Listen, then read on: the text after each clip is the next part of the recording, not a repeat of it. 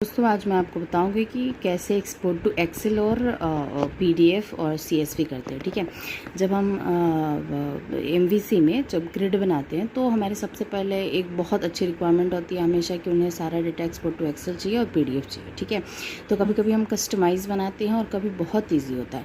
तो बूटस्ट्रैप ने प्रोवाइड करा है कि आप उसके CSS और JS यूज़ करो और वो आप बहुत आसानी से एक्सपोर्ट टू एक्सेल और पीडीएफ कर सकते हो।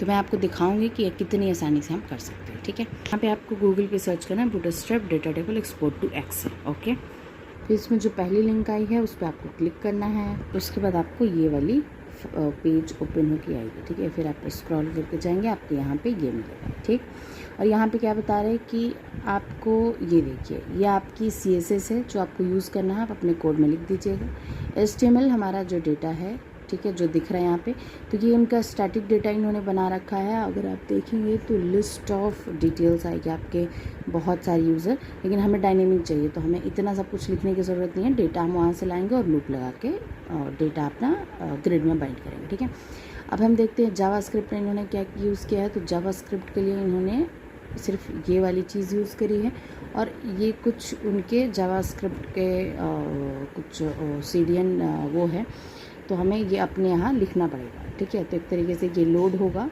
और हमारे कोड में ये यूज़ होगा। ठीक है, मैं आपको कोड में दिखाती हूँ कि कैसे इसको यूज़ करें। ये है मेरी एक पेज, वो पूरी पेज है CSV। ठीक है, तो ये जो उन्होंने जो भी JS दिए थे मैंने ऊपर लिख दिए है और जो CS उनके 2 ही थे वो मैंने CS यहाँ पे लिख दिया है। ठीक है, और उसके बाद ये रहा हमारा टेबल, यूज़र डिटेल मैंने बनाया है।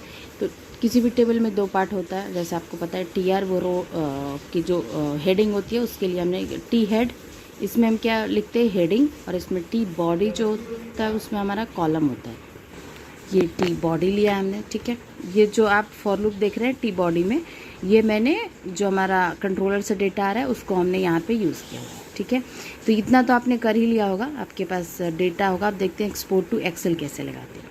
तो ये है हमारी jQuery वाली पार्ट छोटी सी, और यहीं पे आपको लिखना है कि ये जो पहले, और जैसे जब आप सिर्फ ये जो ऊपर वाली लाइन लिखेंगे तो इसमें क्या है कि सिंपल वो पेजिनेशन सर्च और उन सबके साथ हमारा ये ग्रिड आएगा डेटा टेबल, लेकिन वो लाइन मैंने कमेंट कर दी क्योंकि मुझे और भी उसके एक्सपोर्ट फंक्शनलिटीज़ चाहिए।